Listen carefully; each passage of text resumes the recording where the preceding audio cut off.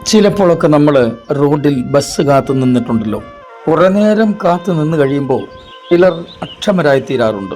ഇടയ്ക്കിടയ്ക്ക് വാച്ചിൽ നോക്കും, അതിനുശേഷം റോഡിലേക്ക് ബസ് വരുന്ന ഭാഗത്തേക്ക് നോക്കും, അവിടെ നിൽക്കുന്ന ആളുകളോട് ആരോടെങ്കിലുമൊക്കെ ചോദിക്കും. ഇങ്ങനെയുള്ള ചോദ്യങ്ങളിൽ നിന്നും നമുക്ക് മറുപടി വ്യക്തമായി ലഭിക്കാതെ വരുമ്പോൾ സ്വയം നമ്മൾ പ്രഖ്യാപിക്കുന്ന ഒരു പ്രഖ്യാപനമുണ്ട്. അതിങ്ങനെയാണ്: ഓ, ഇന്ന് ബസ് വരില്ലായിരിക്കും, ബസ് ക്യാൻസൽ ചെയ്തതായിരിക്കും, ഒരു ട്രിപ്പ് ഇല്ലെങ്കിൽ അവർക്ക് എന്തോ നഷ്ടം വരാനാ. ഇങ്ങനെ നമ്മുടെ വായിൽ വരുന്ന പല കമൻറ്റുകളും നമ്മളിങ്ങനെ പറഞ്ഞുകൊണ്ടിരിക്കും.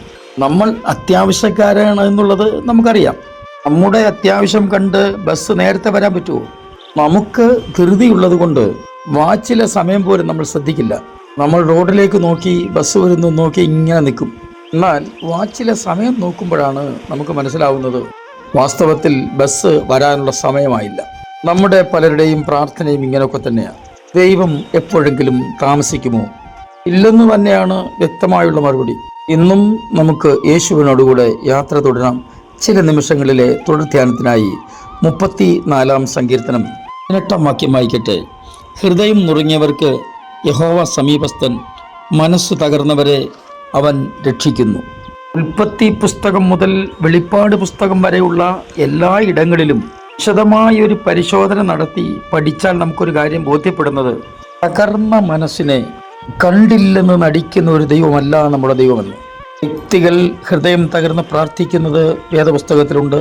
കുടുംബങ്ങൾ ഹൃദയ നുറുക്കത്തോടെ പ്രാർത്ഥിച്ച വിഷയങ്ങളുണ്ട്. ദേശം ഒന്നടങ്കം ഇങ്ങനെയുള്ള നുറുക്കത്തോടെയുള്ള പ്രാർത്ഥന തിരുവചനത്തിൽ നമുക്ക് കാണാൻ കഴിയുന്നുണ്ട്. ഇതിൽ ഏതെങ്കിലും ഒരു പ്രാർത്ഥനയ്ക്ക് ദൈവം മറുപടി കൊടുക്കാതിരുന്നിട്ടില്ല എന്നുള്ളതാണ് ഏറ്റവും സന്തോഷകരമായ വസ്തുത.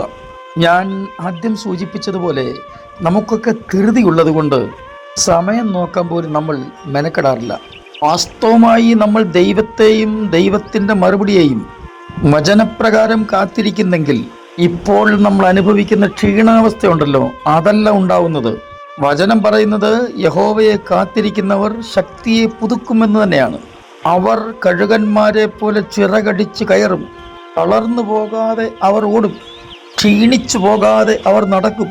തളർച്ചയും ക്ഷീണവുമൊക്കെ നമ്മെ പിടികൂടുന്നത് ബസ് കാത്തു നിന്ന വ്യക്തിയെപ്പോലെ ബസ്സിൻ്റെ സമയം പോലും നോക്കാതെ, നമ്മുടെ കയ്യിൽ കിടക്കുന്ന വാച്ച് പോലും ശ്രദ്ധിക്കാതെ ധൃതി പിടിക്കുന്നത് കൊണ്ടാണ് പലപ്പോഴും കുഴപ്പമുണ്ടാകുന്നത്. ദൈവം താമസിക്കില്ല എന്നുള്ളത് ഒരിക്കൽ കൂടി ഞാൻ ഉറപ്പ് പറയട്ടെ. എസ്കേൽ പ്രവാചകന്റെ പുസ്തകം 37-ാം അധ്യായത്തിൽ അസ്ഥിത്താഴ്വരയിൽ ചെന്ന് നിൽക്കുന്ന പ്രവാചകനെ നമുക്ക് കാണാൻ പറ്റുന്നുണ്ട്. അത് ഏറ്റവും ഉണങ്ങിയ അസ്ഥികളായിരുന്നു എന്നാണ് അവിടെ രേഖപ്പെടുത്തിയിരിക്കുന്നത്. നമുക്ക് ചോദിക്കാം, ഒരു അല്പം പച്ചപ്പുള്ളപ്പോൾ ആ പ്രവാചകനെ അങ്ങോട്ട് വിടാമായിരുന്നില്ലേ? വാസ്തവത്തിൽ ഇത് ഒരു പ്രവാചകൻ തന്നെയാണെന്ന് തിരിച്ചറിയണമെങ്കിൽ ഒരു പ്രതീക്ഷയ്ക്കും വകയില്ലാത്ത സാഹചര്യത്തിൽ ദൈവത്തിൻ്റെ വാക്കുകൾക്കനുസരണമായി അതേ നോക്കി പ്രവചിക്കാൻ ഇവർക്ക് കഴിയണം, ഈ ആൾക്ക് കഴിയണം. അതാണ് യഥാർത്ഥ പ്രവാചകൻ.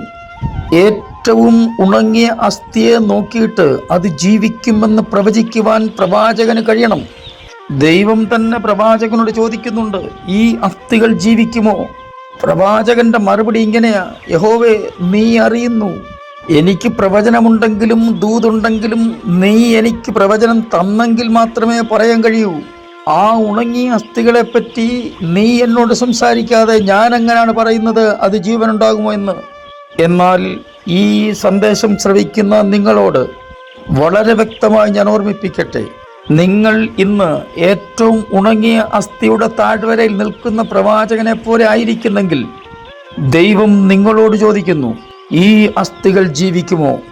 അത് ജീവിക്കണമെങ്കിൽ പ്രവാചകൻ ആ ഏറ്റവും ഉണങ്ങിയ അസ്ഥിയെ നോക്കി പ്രവചിച്ചതുപോലെ നിങ്ങളുടെ വിഷയങ്ങളെ നോക്കി നിങ്ങൾ ആത്മാവിൽ വിളിച്ചു പറയണം, നിശ്ചയമായും ദൈവം എന്നെ കൈവിട്ടിട്ടില്ല, എൻ്റെ പ്രാർത്ഥനയ്ക്ക് ഈ ദിവസങ്ങളിൽ മറുപടി ഉണ്ട്. ഹൃദയം നുറുങ്ങിയവർ അങ്ങനെ തന്നെ ഇരിക്കട്ടെ, നല്ല ദൈവം വിചാരിക്കുന്നത്. നിങ്ങളുടെ ഹൃദയത്തിൻ്റെ വേദന അതേപോലെ നിങ്ങൾ അനുഭവിക്കുന്നത് പോലെ തന്നെ ദൈവം അറിയുന്നുണ്ട്. അങ്ങനെ അതേ നിലയിൽ തന്നെ ദൈവം അറിയുന്നു എന്ന് നിങ്ങൾക്ക് ഉറപ്പുണ്ടെങ്കിൽ ഇതുകൂടി നിങ്ങൾ ഉറപ്പാക്കുക, നിശ്ചയമായും ദൈവം എൻ്റെ വേദന കണ്ട് എനിക്ക് മറുപടി തരും.